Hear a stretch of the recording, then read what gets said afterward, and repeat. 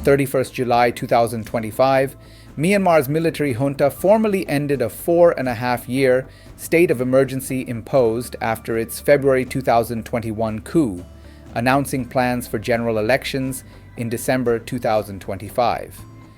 While the move technically paves the way for a transition to civilian rule, analysts warn it is largely symbolic, with junta leader General Min Aung retaining full control as acting president and military commander. Myanmar's governance history is marked by cycles of military rule, first from 1962 to 2011, when the military controlled the state under a socialist dictatorship.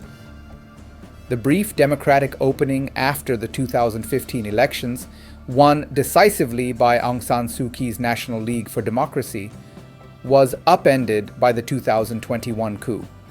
On 1st February 2021, the junta detained Aung San Suu Kyi, President Win Myint, and other civilian leaders.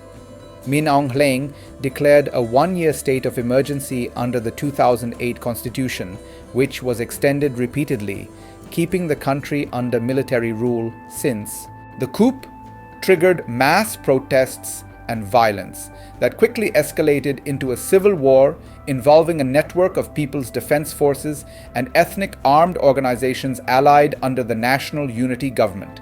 The shadow civilian administration formed in exile. Over 50,000 people have been killed and some 3 million displaced. By mid-2024, the junta controlled only around 21% of territory, concentrated in major cities, while resistance groups held a larger swath of border regions. The junta has lost regional command centers and suffered humiliating battlefield defeats. Under the 2008 constitution, elections cannot be held under emergency rule.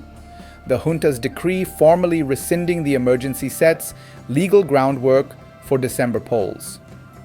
It also dissolves the National Defense and Security Council and establishes a new National Security and Peace Commission, with Min Aung Hlaing as acting president and head of the body.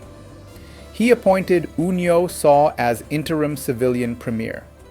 The move seems engineered to provide legitimacy without altering real power structures. Despite its appearance as a shift towards civilian governance, the agreement is widely condemned. Opposition parties have been dissolved or banned. The NLD disbanded for refusing to register under a 2023 electoral law.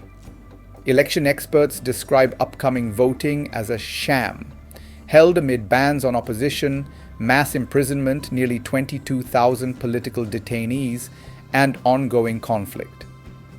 Analysts predict violence will escalate as both sides mobilize the junta through stricter electoral laws, including punishments up to death for protesters and opposition resistance groups through armed defiance.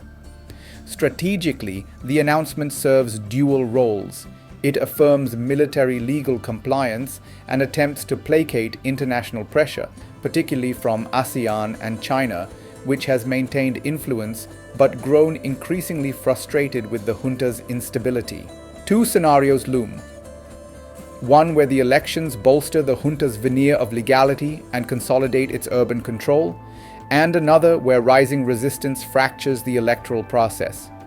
Analysts suggest that the junta may persist in governing a rump state centered around Yangon and Naypyidaw, while resistance groups expand autonomy in liberated zones.